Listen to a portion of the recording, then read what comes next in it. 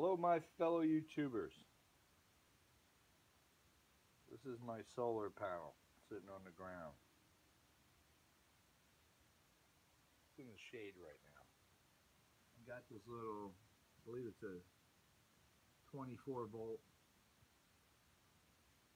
DC motor I took out of the printer. And I got two cables just coming to the back of this all by itself. So, something I want to show you is right now there's no sun's right there. Okay, you can even see it. And this thing, the motor's running. See, I was blocking. I guess what I'm blocking, see, I'm not blocking now. I'm blocking now. So I move. Motor's running. Sun's not hitting it. So the discussion here is there a difference between sunlight and light? Because right now it's the light of the day, right? So basically it's daylight, or daylight I should say. So daylight is making this motor hum. You hear it humming right now?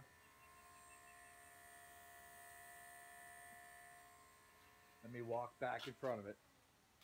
Look, so I'm blocking something from the photoreceptors of these cells. Now these cells, I bought a kit a couple years ago just to see what was going on with these, and basically you got a crystalline um, wafer, which is just this material which snaps like glass, but it's more crystalline. And then it's got these rails that are a conductive material going across the rail that are etched in the glass. Then you got your two contacts here of conductor, and you can see that on this top rail and that one that they're lapped inside. So basically this whole one side is positive and the back side of these cells are negative, or vice versa, but charges on either side. And you can see that each one connects, makes positive, negative, positive, negative, positive, negative, and it increases the voltage and the amperage. When you have more voltage, you have more amperage. Well, in this case, when you lap them like that. So this thing is screaming. On the side of it, right? Screaming. It's getting sunnier out. So we're talking here about reflection, refraction. We're talking about daylight versus solar panel extreme sunlight. That's right back up in there. And I'm walking in front of the panel, and now the motor's slowing down, not stopping.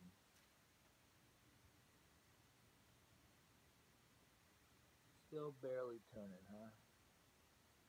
I'm in front of it. So that means the daylight. Stop. The daylight. There it goes. The daylight is more intense. So we're talking about like the static of sunlight. So I'm looking at this and I'm saying it really comes down to the materials that you're collecting. So why couldn't we have a panel that collects like this all the time? So we could, but we have to change the ingredients on this panel. Hear that thing humming? If I put that thing in the sun over here, the thing would be screaming. But right now it's just picking up from daylight itself. And the daylight is really charged. It's not like the end of the day where this would be decreasing its power. It's building up from the sunlight. So we're going to look inside the beautiful workshop, the St. Vinny Palace here. And we are going to, even Snoopy saying hi, we're going to look for materials that, if you look at my last video I did, I took 4 germanium, set them up as a full wave bridge rectifier, walked around with a voltmeter and collected energy into the voltmeter. I don't think on the video I showed it, but I can hold that up to the fluorescent little screw-in light bulbs, and a volt and change shows up, or even a little bit more, I think, just from light hitting the germanium glass. So they would be in the crystalline family, is what I'm thinking. So we need to go beyond that through some of my old experiments, which I never videoed, but behind Ed's wheel, had the wheel for 4 years. I got 3 pipes sitting back here, and one's copper with hollow. Okay, that's the top one, I think. Then the second one is copper grounding rod, so that's got steel in it. And then the bottom one is, I believe, just steel. And we were using some Wilhelm Reich readings from his books on his Orgone energy accumulator. And at that time, I knew really zero from zero, nothing about anything. And I was looking into how the voltmeter all of a sudden had like a static charge about it because of the difference in the materials. So now I'm kind of doing a full circle and going back into materials that we can use as collectors that would collect energy all the time, and no matter if it's day or night, and be charging a battery. So we're going to work on that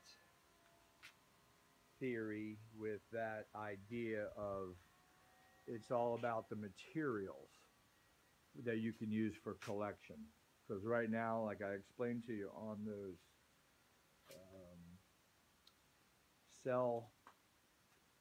those cells on the solar cells, they are basically just light collectors, and that's them right there. That's the back side. So you connect to these 3, put a rail, and it's one charge, and the front's the positive charge, that's a negative charge. And get out of the photo crystalline type and get into what charges all the time because of the difference in materials, or outside that, the ambient air becomes the electrolytic fluid. Think like water, air being water, the electrolytic fluid to excite these certain metals that will cause energy electron transfer in between them through some type of air ionization, yeah, something like that. And then you'll have a process of collecting all the time. Leave your comments, guys. Free power.